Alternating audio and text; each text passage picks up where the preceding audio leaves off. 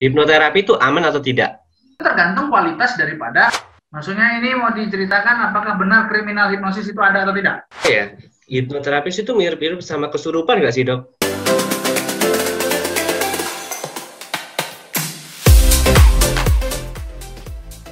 Oke guys, jadi kembali lagi di podcast aku, saatnya bicara. Jadi hari ini kita bakal kedatangan sosok yang sangat luar biasa. Beliau merupakan seorang dokter, ya Dok ya? Dengan Dokter Dino Rilando yang biasanya disebut Dokter Dilan. Ya gimana Dok, kabarnya Dok? Baik, gimana kabar Mas Haji? Ya baik-baik. Oke. Ya, biasanya kalau ada Dokter Dilan, sampingnya ada Miliani. Itu kenapa Dok? Kok bisa dinamakan Dokter Dilan? Supaya apa? Supaya ngehits atau nama artisnya Ya, kayak nama gitu? branding Gimana? aja sih, kan nama saya Dino Rilando, jadi nyambung lah ke Dilan gitu. Oh begitu. Jadi Nah, bisa mumpung namanya ini ada sambungannya, jadi biar sekaligus itu ya di branding jadi Dilan yang sekarang mungkin jadi hits juga kayak gitu ya. kurang lebih supaya orang ingat. Ya. Oh ya Dok, dokter ini kan dari Medan. Hmm. Itu gimana Dok kondisi Medan saat ini Dok? Ya, kita mau bicara dari apa nih? COVID? Boleh dari COVID Jumlah penduduk boleh. atau jumlah? Ya, kalau jumlah dokter yang meninggal, ya Medan nomor 2 setelah Surabaya. Wih di Jawa Timur lah serius. maksudnya. Jadi ini memang mengerikan zonanya, zona di tim kesehatan itu ya kita nomor 2, Jawa Timur yang nomor 1 kan, angka dokter yang ya baik itu dokter umum maupun spesialis. Baru tahu saya kalau Medan tuh nomor 2. Dan saya juga baru tahu kalau nomor 1 itu Jatim. Makanya Tapi Jatim bukan berarti Surabaya kan dok? ya menyeluruh lah. Menyeluruh kan? Makanya itu Surabaya perasaan juga beritanya nggak seberapa itu. Kalau Jawa Timur sih memang kita nomor 1. Tetap nomor 1. Apapun yang terbaik kita nomor 1 dok. Yang terbaik terburuk kita nomor 1. Kayak gitu. Nah, ini kan dokter Dilan ya. Ini saya panggilnya dokter Dilan aja ya dok ya. Ya, dokter Dilan ini kan seorang hipnoterapis gitu kan. Nah, bisa dijelaskan nggak dok, hipnoterapis itu apa sih sebenarnya? Hipnoterapis. Ya, hipnoterapis itu kan berarti mengambil dari dua kata. Kata pertama itu hipnosis ya. Hipnosis itu adalah suatu seni bagaimana kita berkomunikasi dengan pikiran bawah sadar seseorang. Jadi dalam kita bertindak, dalam kita berpikir itu melalui dua pikiran sadar dan bawah sadar. Gampangnya gini aja. Kenapa memaafkan itu sulit? Karena pikiran sadar masih memaafkan, pikiran bawah sadar masih menyalahkan. Oke. Kenapa move on itu sulit? Karena pikiran sadar memang mengatakan mengikhlaskan, tapi pikiran bawah sadar masih mengharapkan. Nah, kemudian kenapa berhenti merokok itu sulit? Karena pikiran sadar memang mengatakan ini merugikan, tapi pikiran bawah sadar masih menginginkan. Jadi pikiran bawah sadar itu punya pengaruh yang jauh lebih besar dari pikiran sadar. Jadi kalau pikiran sadarnya berbeda dengan pikiran bawah sadarnya, maka yang diikuti tubuh itu pikiran bawah sadar. Ya, jadi saya belajar bagaimana merubah persepsi yang ada di bawah sadar seseorang, karena itulah yang punya pengaruh jauh lebih besar terhadap reaksi tubuh. Jadi kenapa orang misalnya nggak bisa tidur karena COVID, misalnya kenapa orang mengalami cemas berlebihan, kenapa depresi. Nah, kenapa agama tidak bisa masuk ke dalam orang-orang seperti itu? Karena kalau penyampaiannya hanya masuk ke pikiran sadar seseorang, dia nggak akan cepat berubah dan nggak akan permanen. Nah, bukan agamanya yang salah, tapi penempatan penyampaiannya itu tidak sampai ke bawah sadar seseorang. Ketika kita bicara ikhlas, kalau kita ngomong berdua seperti ini dengan dua arah yang bisa saling komunikatif seperti ini namanya dialog pikiran sadar. Iya. Nah, yang saya pengaruhi cuma pikiran sadar Mas Haji. Nah, pikiran sadar mungkin bisa berubah, tapi reaksi ke tubuh kan nggak besar. Yang besar itu kan kepikiran bawah sadar. Maka itulah harus punya cara, harus punya tools berkomunikasi dengan pikiran bawah sadar seseorang. Jadi penting. Kalau ditanya apa saja yang manfaatnya sangat banyak. Ke penyakit bisa, ke motivasi bisa, ke menghilangkan kebiasaan bisa. Misalnya berhenti merokok, berjudi. Berhenti merokok. Itu kan kebiasaan. Iya. Nah, kalau misalnya motivasi, misalnya dia nggak suka belajar, nah gimana gitu. Tapi kalau untuk penyakit ya untuk trauma, fobia, bahkan kita juga pernah nangani kasus LGBT gitu. Ya, jadi ya kita depresi, kecemasan berlebihan, banyak kasus-kasus yang mental illness yang memang bisa kita tangani. Iya, jadi gini loh dok, bener juga sih. Ini kan saya sebenarnya pengen diet gitu kan dok. Cuman nggak berjalan dengan lancar gitu loh. Kadang kalau misal waktunya makan nih, nggak dulu, ternyata makan. Nah itu ngaruh nggak di alam bawah sadar kayak gitu-gitu, ngaruh nggak sebenarnya? Sebenarnya itu kompetensinya Mbak Huges ya, karena dia juga hipnoterapis. Cuman kalau bicara teorinya, yaitu pikiran sadar mungkin meniatkan untuk tidak mau makan. Pikiran bawah sadar mengatakan bahwa makanan itu ini enak, nikmat, kamu bisa nyaman kalau kamu makan banyak gitu misalnya. Jadi yang diikuti itu bawah sadar. Pikiran sadar udah coba capek-capek dia tahanlah gitu. Tiba bawah sadar mengatakan, yuk makan, ya makan itu langsung. Nah makanya harus programnya ke bawah sadar. Harus dilakukan sama Mbak Huges. Jadi bagaimana ketika menekan rasa ingin makan, kemudian bagaimana mensugestikan untuk memasukkan makanan-makanan yang minim nutrisi yang merugikan tubuh, kayak misalnya karbo. Jadi kan dia nggak makan nasi sekarang sama sekali. Jadi bagaimana program supaya tidak makan nasi, mengurangi gula, tepung, indomie. Nah, jadi masukkan itu hanya makanan-makanan yang kurang akan karbohidrat. Jadi seperti itu. Nah, programnya dimasukkan ke bawah sadar. Terus itu caranya gimana dok? Itu ada cara khusus atau semuanya bisa melakukannya secara mandiri atau harus dengan dokter kalau misalnya hipnoterapi itu? Jadi memang ada tahapannya. Kalau dia bisa melakukannya sendiri, ada namanya self hypnosis. Nah, self hypnosis memang ada caranya, dibimbing, tapi nanti dilakukan sendiri oleh si orang yang dibimbing, bisa di rumah. Nah, misalnya dia mengimajinasikan dirinya mau jadi orang yang mungkin dia ingin dirinya mengalami penurunan berat badan. Dia harus bisa berimajinasi bahwa diri yang barunya itu seperti apa. Misalnya Mas Haji sekarang dengan proporsi berapa berat badannya? Proporsi ya sekarang 72, tapi pinginnya inginnya menjadi berapa? 65, 60 lah. Harus bisa diimajinasikan. Inilah Aji yang baru. Jadi dibayangkan bentuk wajahnya atau badannya dengan berat badan 65, kemudian diimajinasikan, kemudian diyakinkan aku mau seperti itu. Jadi konsepnya adalah tubuh mengikuti apa yang kita fokuskan. Oh, jadi sebenarnya bisa ya untuk kita melakukan hipnoterapis selama fokus itu masih bisa dilatih dan dikendalikan, bisa self hypnosis. Tapi kalau memang tak bisa, itu baru butuh seorang expert. Jadi kapan perlu expert, kapan bisa melakukan sendiri? Ya ketika kita bisa mengendalikan diri sendiri, suruh membayangkan ini, suruh mensugesti ini. Kalau bisa, ya udah lakukan sendiri, tak perlu pakai bimbingan. Cuman memang hasilnya agak lebih lama dibandingkan dengan kalau dibantu expert. Tapi setahu saya pernah baca otak manusia itu ada yang namanya RAS, Reticular Activating System. Bener nggak dok kayak gitu? Nah, itu kan katanya kalau misal kita ingin masuk ke alam bawah sadar, RAS-nya itu harus dibuka.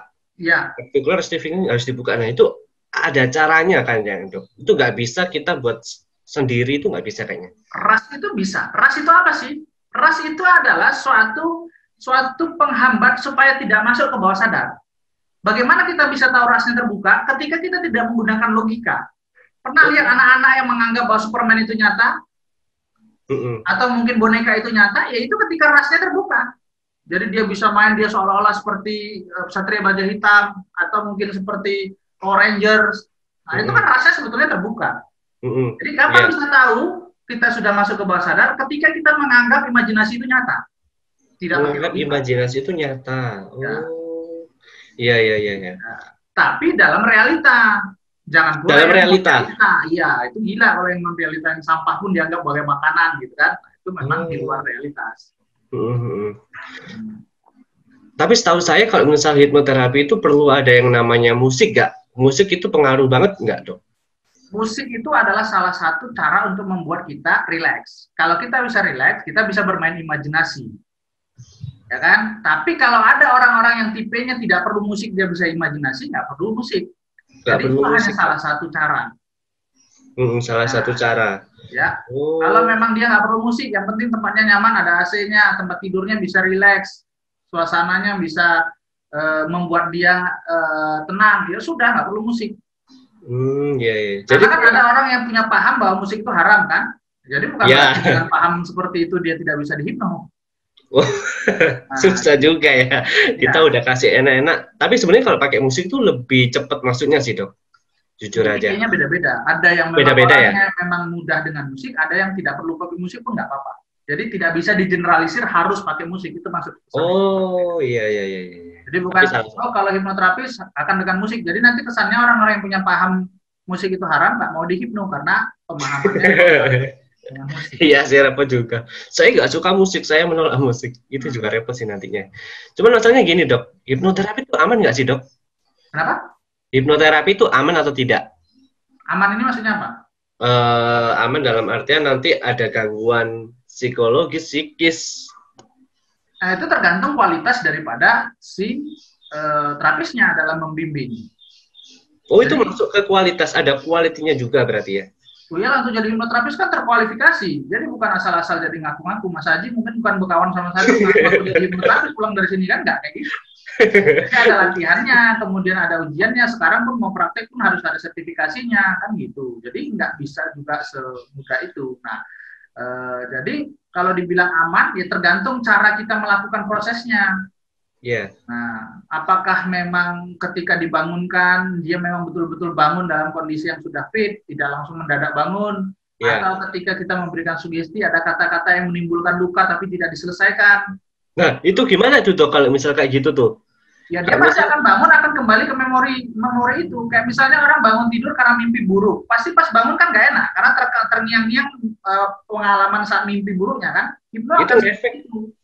Itu ngefek untuk dalam kehidupan sehari-hari nggak dok? Kalau misal kita belum selesai tuh proses hipnoterapinya belum selesai, terus udah langsung di-cut begitu saja, kemudian orang itu sadar gitu bu. Nah itu ngefek ke dirinya. Ngefek pasti. Ngefek. Aduh. Makanya memilih hipnoterapis juga jangan asal pilih gitu. Jadi ya kalau menurut saya ya harus diseleksi lah ya. Gitu guys, kalian dengerin. harus benar-benar diseleksi ya dok ya. Jadi nggak bisa asal. Apakah dia pernah buat buku atau belum? Kemudian bagaimana, apakah ada izin atau tidak? Kemudian mungkin ada testimoni, walaupun testimoni bukan satu-satunya yang harus dijadikan pegangan karena testimoni juga bayaran. Nah, jadi kalau dalam memilih itu ya tentu harus ada ya standar untuk menseleksi lah. Seorang hipnoterapis ini bagaimana kualitasnya? Siapa saja yang pernah sembuh sama dia? Kemudian di cross check, benar nggak apa yang dilakukan saat diterapi sama si terapis itu? Bagaimana? Kemudian ya dia punya vlog nggak? Dia punya YouTube nggak? Kalau YouTube kan kita bisa lihat nih bagaimana misalnya kualitas pemikiran dia kan dituangkan melalui YouTube misalnya atau melalui vlog. Kalau blog mungkin bisa lah copy paste punya orang. Tapi kalau misalnya YouTube kan itu pemaparan sendiri. Iya. Nah, gitu. Kecuali dia menggunakan YouTube yang reuse orang, ya kan? Orang kemudian diulang. Nah, itu mungkin dipertanyakan. Tapi kalau dia buat konsep sendiri, dia tawarkan sendiri, dia paparkan sendiri, dan kita bisa menilai, oh ini ternyata bagus ya. Berarti itu salah satu yang bisa dijadikan rekomendasi kalau mau dihipno.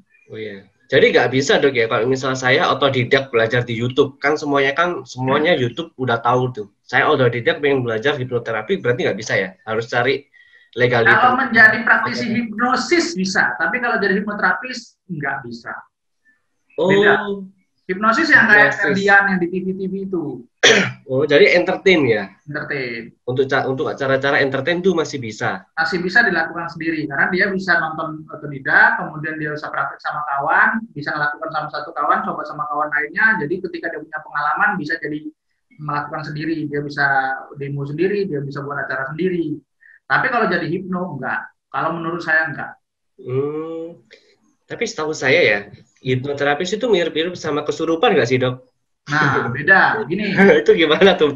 Ya, jadi itu kan fenomena psikologi ya. Psikologi. Nah, fenomena psikologi ini memang bisa dilihat dari dua sudut pandang. Dia mengalami kesurupan karena faktor jin yang kita memang percaya sebagai orang Muslim percaya dengan itu. Itu ada, ya kan? Tapi sebagai praktisi kesehatan yang pelajar dunia psikolog juga kita paham bahwa ternyata bawah sadar juga bisa memberikan yang namanya efek abreaksi. Abreaksi itu reaksi abnormal, keadaan yang dianggap bahwa ini kayaknya abnormal. Saya pernah dapat kasus orang yang teriak-teriak ketika dihipno. Apakah dia kesurupan? Tidak. Kan? Nah, tapi dia mengalami momen yang dimana beban-beban selama ini yang terpendam. Jadi tipenya orangnya misalnya orangnya pendiam, ketawa-ketawa. Tapi ketika digali masalah-masa lalunya keluar, kata-kata kotor semua keluar. Padahal kita lihat kesannya orangnya baik, ceria.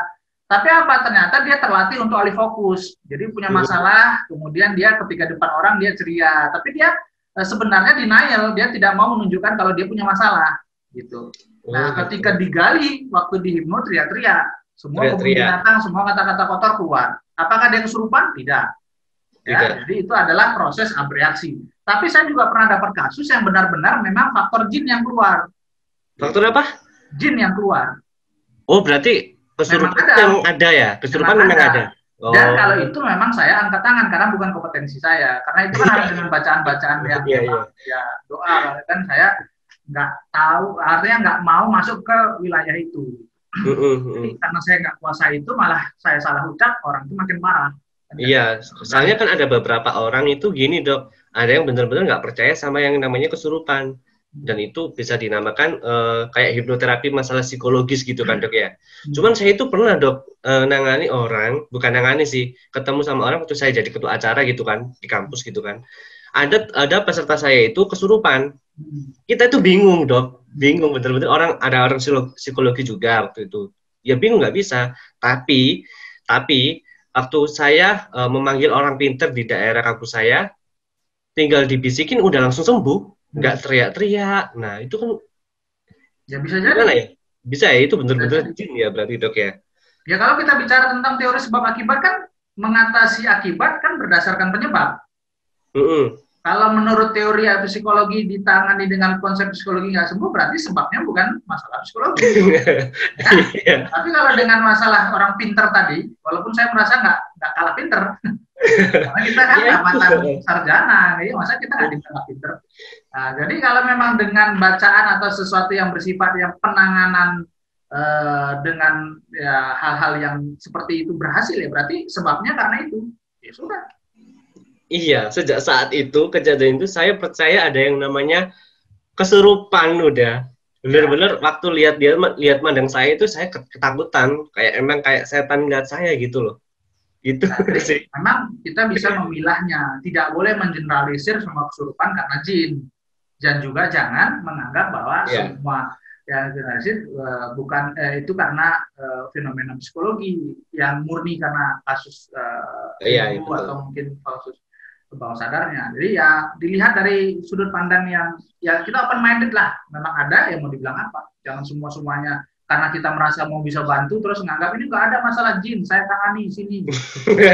Kan itu jadi beda sekali ya. Tahu gitu. Kalau saya enggak, saya mau memilah itu. Kalau memang saya merasa terbantu saya tangani, kalau memang ini bukan wilayah saya akan oper.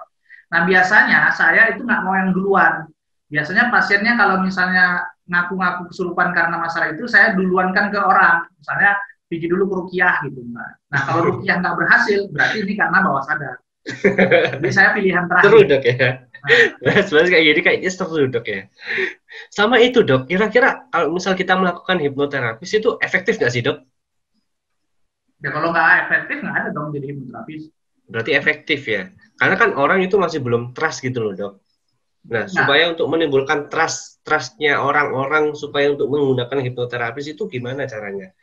Ya salah satunya dengan cara ini kita mempublikasi gitu ya. Jadi karena yang terpublikasi itu dari media kan adalah berita-berita bad news-nya. Ya kan kita tahulah media itu bad news is good news gitu ya. Jadi kalau dibicarakan tentang sesuatu yang horor, yang sesuatu yang menjadi yang agak sedikit dinarasikan sesuatu yang menakutkan, itu kan suatu intention ya, jadi perhatian orang, suatu attention, perhatian ya, kemudian daya tarik juga, dan itu yang dibaca orang, dan itu yang terekam ke memori orang. Oh, hipno itu sesuatu yang negatif, bongkar-bongkar rahasia orang, masa lalu orang, hilangkan barang orang, itu yang tertangkap. Jadi kalau dibilang masih banyak yang belum trust, ya karena yang terpublikasi atau yang terrecord ke memorinya ya tentang itu, negatifnya semua. Makanya salah satu yang membuat orang harus percaya adalah dengan cara ya sosialisasi seperti ini. Ya betul, harus diperbanyak buat sosialisasi yang benar-benar yang positif juga ya. Toh niatnya kita juga bantu kan. Terus itu dok, kalau misalnya hipnoterapis itu ya, itu sifatnya permanen atau enggak sih sebenarnya? Nah, permanen nggak permanennya gini, masih banyak orang yang menganggap bahwa hipnoterapi murni itu adalah pengobatan tok. Kalau saya yang selalu saya ajarkan sama pasien itu adalah hipnoterapi itu kombinasi dari menyelesaikan masalah-masa lalu dan menambah pembekalan ilmu untuk masa depan. Jadi kalau dibilang misalnya begini, ada orang yang mengalami psikosomatis. Psikosomatis itu gejala somatis yang disebabkan karena pikiran, gejala fisik ya. Jadi misalnya dia mengalami cemas, dia mengalami jantung berdebar, dia mengalami insomnia misalnya. Itu kan gejala ya. Nah, misalnya penyebabnya karena apa? Misalnya penyebabnya karena dia mengasosiasikan apa yang dialaminya ini karena akan mengalami COVID. Iya. Oke. Nah, penyebabnya berarti apa? Penyebabnya berarti kesalahan dalam mengasosiasikan. Oke, misalnya dia batuk. Oke, atau misalnya dia di lingkungan kerjanya ada orang yang batuk-batuk, diasosiasikan dia akan terpapar dengan orang yang punya penyakit COVID, padahal belum pasti cuma batuk doang. Nah, karena dia mengasosiasikan dia kena COVID, dia bakal sakit, dia bakal meninggal. Nah, asosiasi itu yang membuat dia nggak tidur. Nah, kita terapi, lepaskan, putuskan asosiasinya. Dimasukkan ke bawah sadarnya, disugestikan bahwa misalnya gejala itu tidaklah COVID misalnya, ataupun kalau COVID kita punya imun untuk memperbaiki dan melawan virus misalnya. Selesai itu. Apakah permanen? Ya tergantung. Kalau mungkin yang kita bereskan kan cuma dia dengan kawan kantornya. Kalau dia masih suka mengasosiasikan dengan orang lain, dia pulang lagi ke pasar, dia ketemu dengan orang yang batuk. Nah, berarti kan sumber masalahnya apa? Yang dengan kawan kantornya sudah beres, tapi cara dia mengasosiasikan masih diulanginya lagi. Nah, bisa jadi dia kembali lagi mengalami gejala yang sama. Nah, makanya saya akan melakukan, selain daripada membereskan beban masa lalunya, saya juga akan memberikan kecerdasan baru. Bagaimana supaya dia tidak mengulangi kesalahan yang sama. Bagaimana dia supaya tidak mengasosiasikannya lagi. Begitu. Karena asosiasinya yang menjadi sumber masalahnya. Oke. Cuman gini dok, kebanyakan orang itu pasti punya trauma. Nah, itu kira-kira kalau misal kita di hipnoterapis itu selalu dibawa ke masa lalu atau gimana gitu loh? Atau dibawa ke masa lalu untuk diperbaiki kemudian ditumpuk dengan hal yang baru atau gimana? Benar. Mas pernah dengar remedial terapi nggak? Barusan dengar ini. Iya. Tapi remedial paham toh? Paham. Oke. Apa yang dimaksud dengan remedial? Mengulangi. Nah, kalau kita dikasih kesempatan, kan misalnya remedial kan berarti ujian sebelumnya gagal toh? Gagal. Kalau kita dikasih kesempatan untuk remedial, kita boleh nggak melakukan kesalahan jawaban yang sama, jawaban yang sebelumnya kita kembali kasih jawaban di situ di remedial, boleh nggak? Sih boleh, cuman kalau misal dia udah tahu salah ya harusnya melakukan hal yang lain kan? Ya kalau udah gagal masa dikasih soal itu, masa jawabnya itu lagi kan gitu? Iya. Jadi harus melakukan hal yang berbeda kan? Jawabannya ya harus yang berbeda dong. Harus berbeda. Sama. Nah, kalau diceritakan tadi orang punya trauma. Iya betul. Trauma ini kan berarti kejadian masa lalu. Misalnya kejadian yang barusan saya tangani adalah trauma pesawat terbang. Jadi kita pernah mengalami perjalanan dengan menggunakan pesawat terbang, mengalami turbulensi. Nah, yang dialaminya itu diasosiasikan dengan ya dia mati. Diasosiasikan bahwa mayatnya tidak ditemukan. Jadi yang teori asosiasi tadi. Maka reaksi tubuhnya mengalami trauma, takut lagi naik pesawat. Ya kan? Nah, makanya apa yang dilakukan? Remedial terapi, dihipno lagi, kemudian dikembalikan lagi dia ke momen saat dia di dalam pesawat. Muncul ketakutannya. Nah, disitulah kita lakukan jawaban yang berbeda atau sugesti yang berbeda. Jadi dari awal yang asosiasinya dia mati, kemudian mayatnya nggak ditemui, kemudian nanti keluarganya kehilangan dia. Nah, itu yang diganti dengan ikhlas, dengan mengembalikan segalanya menjadi milik Allah. Nah, sugesti itu yang dimasukkan.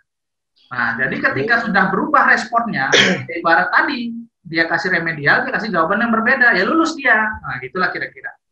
Jadi, memang konsep yang saya gunakan namanya remedial terapi. Tapi memang nggak semua hipnoterapis yang paham remedial terapi. Nggak semua ya, berarti ya?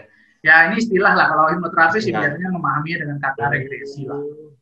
Cuman gini dok, ada itu sih. Ini saya kebetulan kepikiran aja buat ditanyakan. Nggak apa-apa ya?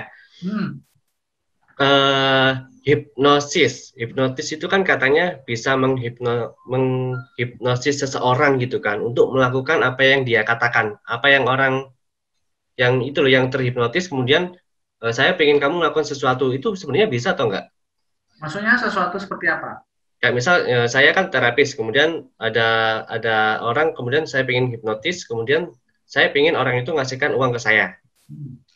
Nah, kayak gitu-gitu sebenarnya ada nggak sih? Maksudnya ini mau diceritakan apakah benar kriminal hipnosis itu ada atau tidak? Iya, bisa menyuruh seseorang gitu loh. Benar, ini harus diklarifikasi. Pertanyaannya menarik sekali. Apakah seorang hipnotis? Nah, ini harus dijelaskan dulu beda hipnosis dengan hipnotis. Nah, ya itu gimana tuh? Jelas bedanya. Apakah sama orang yang disebut dengan pianis atau piano? Beda kan? Beda. Nah, piano bendanya, pianis orang yang menggunakannya. Nah, hipnotis yang pakai T itu orang yang menggunakan ilmunya. Hipnosis ilmunya. Jadi harus dibedakan. Oke, saya misalnya menghipnosis orang, berarti saya hipnotis. Nah, oke. Nah, tapi kalau saya melakukan proses hipnosis dengan orang, bukan saya disebut saya menghipnotis dia, tidak. Saya menghipnosis dia. Jadi kita bisa tahu kualitas orang ini ngerti atau tidak hipnosis dari kata-katanya. Nah, kalau disebutkan hipnotis berarti kepada orangnya, bukan proses melakukannya, karena proses melakukannya adalah hipnosis. Nah, tadi pertanyaannya, apakah hipnosis bisa melakukan segala sesuatu sesuai kehendak si hipnotisnya?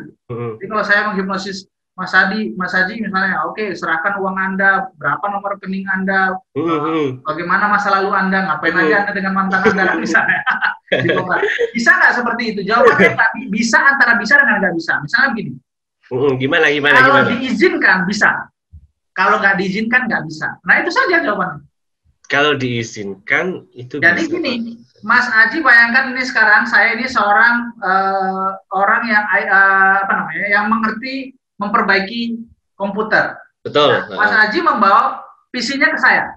Iya. Nah sekarang passwordnya dibuka, boleh nggak? Ya tergantung orangnya. Kalau passwordnya dibuka, ya saya bisa mengotak-atik isi file yang ada di komputer itu dong. Tapi kalau nggak dikasih passwordnya nggak akan terbuka kan? Iya. Nah, kira-kira. Nah sama, ketika orang mau dihipno, kalau dia diizinkannya, maka semua itu kemungkinan bisa. Semuanya bisa. Jadi ngapain aja ini, selama tidak melanggar yang namanya hal yang akan memberikan kerugian dalam hal nyawa dia misalnya, atau misalnya value dia. Bisa juga misalnya Mas Haji saya suruh lompat dari lantai 5 ke kursi 12 itu kan mengganggu value dia atau mengganggu mengancam keselamatan jiwa dia. Sugesti itu nggak bisa berjalan. Jadi ada hal-hal yang langsung diprotek oleh bawah sadar. Oh, bisa ya kayak gitu ya. Makanya gini, ada itu sih pertanyaan lucu sih di beberapa kolom komentar, kalau misal saat Romy Rafael itu loh sedang melakukan aksi entertainnya, sedang menghipnotis seseorang, gitu di bawahnya ada komentar gini, itu kenapa ya koruptor kok nggak dihipnosis biar ngomong jujur gitu loh. Ternyata memang ada, bisa ditolak juga ya, bisa. Diizinkan atau itu tidak. Makanya sekarang tidak ada satupun pengadilan yang menggunakan hipnotis. Ya kan? Kalau memang bisa, ngapain capek cari barang bukti, ngapain ada polisi, ngapain ada jaksa, langsung aja panggil saya. Tidur, kamu nyuri berapa M, kamu korupsi berapa M, kamu nyuri apa, kamu kemarin bumusnya apa. Iya benar juga ya. Bisa, karena nggak bisa. Ya, nggak bisa. Memang kalau orang nggak mau nggak bisa. Kalau umpama bisa, nanti jaksa kerja apa gitu ya? Iya, nggak usah ada jaksa, nggak usah ada polisi. Polisi cuma ngasuhin aja gitu. Buktikannya hipnotis saja gitu. Nggak bisa, makanya kita menarik. Kita masih butuh polisi dan jaksa. Oke Dok, kita kembali lagi di itu ya, untuk sekarang kan lagi musuh-musuhnya pandemi, dan ini kan akan diadakannya PSBB yang kedua. Di mana nih, Jawa Timur? Ya, Jawa Timur. Jakarta sama Jawa Timur katanya mau diadakan PSBB yang kedua. Di Medan gimana? Masih belum ada informasi lanjut. Medan nggak ada PSBB. Luar biasanya. Los. Ya, boh lah. Iya, jadi ini kan kita mau ada PSBB yang kedua gitu kan Dok. Bisa nggak sih kita dikasih itu beberapa cara untuk mengatasi stres. Karena kan kita di rumah terus tuh. Ada nggak sih cara-cara hipnoterapi supaya kita bisa menghilangkan stres saat PSBB terjadi ini? Oke, jadi ini memahami stres itu juga semuanya tidak negatif. Stres itu kan ada terbagi dua. Stres yang namanya eustress, ada stres yang namanya distress. Nah, seorang dokter otomatis ya, kalau nggak salah memang sekarang kami berani mengatakan bahwa tenaga medis lah yang lebih banyak mengalami eustress. Stres karena melihat perilaku masyarakat yang nggak bisa lagi diajak kompromi, walaupun nggak bisa dikatakan semua, tapi memang kalau kita melihatnya seperti mayoritas. Nah, kami stres. Kenapa? Ya karena bisa berdampak ke kami juga, gitu. Nah, itu udah saya bilang tadi, dokter juga bisa di Jawa Timur nomor 1 yang meninggal, di Medan nomor 2. Nah, ini kan beresiko ke kami, gitu. Nah, kita harus melihat COVID ini dari dua sudut pandang. Pertama, sebagai penyakit. Ini masih banyak mayoritas masyarakat melihat. Nah, kalau penyakit, berarti ini masalah dokter dengan pasien, beres. Padahal ini harus bisa dilihat sebagai wabah. Kalau wabah, apa artinya? Ini semua orang bisa kena. Pasien bisa kena, masyarakat bisa kena, keluarganya bisa kena, dokter bisa kena. Jadi penanganannya nggak bisa lagi hanya mengandalkan bahwa ini selesaikan saja sama tenaga medis. Enggak, semua harus terlibat. Jadi sangat setuju kalau ada pembatasan wilayah. Ya oke lah kalau kita nggak bisa kayak macam Cina atau Vietnam yang memang lockdown, kita nggak ada dana untuk membiayai semua orang untuk makan bagaimana, ya kan? Nah, cuman memang pembatasan wilayah memang wajib. Kenapa ya? Karena ini penularannya manusia ke manusia, ya kan? Kalau dulu flu burung ya burungnya dibunuh semua ya beres, nggak ada penularan. Kalau ini manusia dengan manusia ya harus dibatasi. Nah, cuman gimana membatasi kalau isolasinya di rumah? Nggak mungkin. Makanya harus adalah bolehlah kerja, bolehlah cari nafkah. Kalau saya memahaminya begini. Ya, yang penting protokol itu dijalankan. Ya, protokol itu jalankan pakai handscoon, pakai masker, pakai hand sanitizer, kemudian jaga jarak, ya supaya tidak ada risiko kontak yang menularkan atau ditularkan dari virus itu, gitu. Ya silakan, cuman harus ada sanksi supaya program itu jalan. Kalau misalnya dia nggak pakai masker, disanksi. Saya setuju seperti itu. Jadi bukan ditutup orang kerja. Kalau tutup orang perkantoran ya gimana makan. Kalau apalagi UMKM yang kelas menengah ke bawah yang memang harus produksi butuh karyawan. Kalau nggak kerja ya tutup PHK. Nah, saya setuju kalau itu tetap ada. Cuman protokol itu jalan. Misalnya kalau satu ruangan itu yang dulunya 5 orang, ya sekarang kalau jaraknya terlalu dekat ya diganti shift lah. Sekarang cuma 2 orang, ya bisa jaraknya 2 meter duduknya. Ya itu nggak apa-apa. Artinya produktivitas tetap jalan, walaupun memang terbatas atau berkurang, tapi daripada tidak berjalan sama sekali. Nah, jadi sekarang, stres yang harus kita lakukan dalam menghadapi pandemi ini memang nggak semuanya harus dihilangkan. Saya sendiri pribadi yang stres. Kalau ada pasien saya yang saya mau hipnoterapi sekarang, dia harus pakai masker, dia harus cuci tangan dulu satu kaki di teras saya, kemudian dia tidak dalam keadaan demam batuk pilek. Ya, kenapa? Ya, karena saya punya stres yang membangun, sifatnya konstruktif, itulah eustress. Kalau saya tidak punya rasa cemas, maka saya tidak proteksi, udah masuk aja semua, dan itu membahayakan saya tentunya. Tapi kalau udah sampai di stres, yang gara-gara itu jadi nggak bisa tidur, makan nggak enak, kemudian paranoid berlebihan, nah itu memang harus diterapi. Jadi tipsnya sekarang, ya silahkan stres, selama itu gunanya untuk proteksi, untuk antisipasi. Nah, apa stres? Cuman gini, kalau misal tadi yang masalah sanksi, Dok, masalah sanksi itu saya juga awalnya setuju. Cuman takutnya kayak misal orang udah dikena sanksi, itu pasti ujung-ujungnya ribut nanti, Dok. Malah bikin kisruh nanti. Nah, sekarang kalau misalnya nggak ada sanksi PSBB, masalahnya lebih besar atau lebih bagus? Ya itu si malakama. Jadi kan ini pilihannya dua sama-sama buruk. Kalau sama-sama buruk, berarti pilih yang buruk, bukan yang terburuk. Kan gitu. Iya. Kalau misalnya menurut saya, aktivitas tetap jalan, nggak ada yang dibatasi, cuman sanksi dijalankan. Tidak ada, nggak banyak yang akan rugi adalah orang yang melanggar doang. Ya kan? Tapi kalau PSBB, yang akan rugi siapa? Yang pelaku UMKM, pekerjanya, masyarakat menyeluruh, kan jadi lebih besar yang rugi. Jadi menurut saya, selama sanksi itu jalan, ya memang nggak enak. Tapi itulah salah satu yang menurut saya yang pilihan bagus dibandingkan yang itu. Walaupun itu bukan sesuatu yang solusi yang menyelesaikan semuanya, enggak. Oke, menarik sih, menarik. Ini saya sebenarnya boleh tanya sih, nggak Dok, untuk masalah sentimental sih sebenarnya. Bebas bisa dijawab atau enggak sih nantinya? Nggak apa-apa ya? Ya, tanya aja dulu nanti baru apa pertanyaannya. Harganya berapa sih Dok kalau misal hipnoterapi tuh? Ya, nggak apa-apa, saya harus menjelaskan. Oke. Harganya berapa sih kalau untuk hipnoterapi? Jasa berarti kan? Harga jasa kan? Iya, iya. Ya, jasa itu begini. Nilai jasa itu kan sebetulnya nggak ada patokan ya. Betul. Kan tergantung kualitas. Rata-rata lah, rata-rata udah nggak apa-apa. Makanya ini jawaban saya, ini menggambarkan jasa saya, bukan jasa hipnoterapi secara menyeluruh. Oh iya, siap. Nah, jadi kalau misalnya, oh Dokter Dino sekian, berarti semua sekian, nggak juga. Nggak juga. Ada yang lebih besar dari saya, ada yang jauh lebih bawah dari saya, ada pula yang baru-baru tamat, yang baru-baru belajar gratis dia. Jadi nggak bisa disamakan bahwa, oh ini gratis, kenapa ini mahal? Gitu. Iya. Nah, kalau saya menjual jasa saya itu adalah satu paket namanya. Satu paket itu 3 pertemuan. 3 pertemuan itu sesi pertama namanya sesi konsultasi dan edukasi. Disitulah dikonsultasi apa masalah dia. Nah, misalnya ada kasus seru nih, pasien saya, dia ingin melupakan selingkuhan karena ketahuan selingkuhan. Jadi dia punya selingkuhan yang selingkuh gitu. Jadi gimana cara? Nah, jadi dia cerita nih, Dok, aku kecewa kali dengan selingkuhanku begini-begini. Itu namanya sesi konsultasi. Baru saya lanjutkan di hari itu juga namanya sesi edukasi. Oh iya Bang, ini masalah pikiran sadar, pikiran bawah sadar, inilah yang menjadikan Abang menjadi gelisah, kemudian proses hipnonya nanti masuk ke bawah sadar. Nah kan gitu, itu namanya sesi edukasi.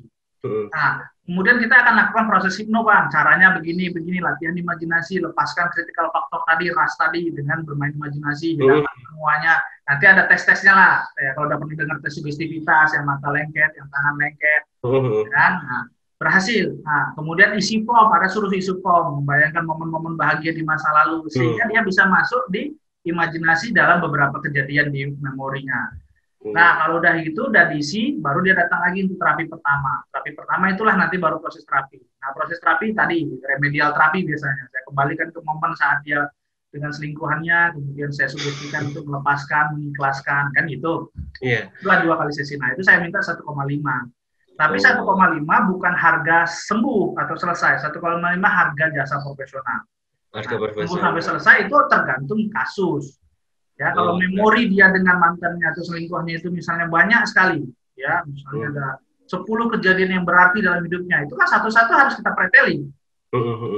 Sedangkan sekali terapi itu mungkin 2 kejadian yang kita mengakses memori. Ya. Karena mengakses memori yang mengeluarkan emosi itu dampaknya juga nggak mudah gitu.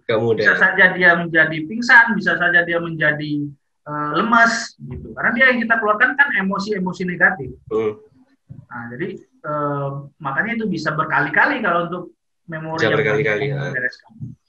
Ya udah, jadi itu guys, kalau misal kalian punya masalah tentang kalian trauma dengan perselingkuhan, kalian bisa hubungi langsung. Bukan hanya masalah selingkuh ya. Kalian bisa langsung hubungi Dokter Dilan. Nanti aku bakal kasih nomor WA dan link YouTube-nya biar supaya kalian bisa trust juga. Kalian bisa langsung hubungi Dokter Dilan. Tepatnya ada di Medan ya Dok ya?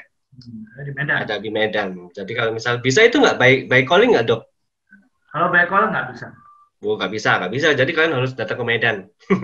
Karena gini, pasien kan sudah bayar, dia berharap. Kalau kita by call, kita nggak tahu dia sudah masuk atau belum ke kondisi bawah sadarnya. Banyak penipuan gitu, ngaku-ngaku bisa gitu. Tapi ada loh Dok kayak gitu, ada loh. Ya itu makanya menurut saya itu banyak penipuan. Kenapa? Karena itu tadi, dia hanya bermain dengan sugesti-sugesti aja. Dia merasa bahwa sudah selesai prosesnya, tapi nggak ada evaluasinya. Kita nggak bisa tahu nih orang ini ketiduran, atau memang dengarkan dia sedang sugesti, atau memang merasa pura-pura tidur. Kalau by phone kan begitu. Iya. Sedangkan kita kan harus buktikan dulu secara nyata. Kita ketemu ini orang ini sudah trans bahasanya kalau sudah terhipnosis. Baru bisa masukkan sugesti karena dia masuknya ke bawah sadar. Nah kalau via phone bagaimana bisa kita evaluasi orang ini sudah masuk atau belum kan? Iya betul sih. Masuk akal. Jadi kalau yang kayak gitu ya kalau memang banyak duit silakanlah percaya gitu ya. Tapi kalau nggak berhasil ya. Tapi bodoh banget kasih Dok kayak gitu. Nggak bisa ditelepon kayak gini. Oh aku nanti jadi kaya. oh ya punya mobil BMW dan lain-lain. Nah, kalau itu kan lucu juga kan. Dongeng itu bukan ke hipnoterapis itu kalau bisa kaya gara-gara dengan sugesti. Coba tanya si hipnoterapisnya kaya nggak gara-gara itu? Bilangin orang bisa kaya, dia sendiri kalau ngapain dia masih kerja, ngapain dia orang kalau dia belum kaya. Iya, kalau dia udah kaya ngakunya tuh, coba. Ya.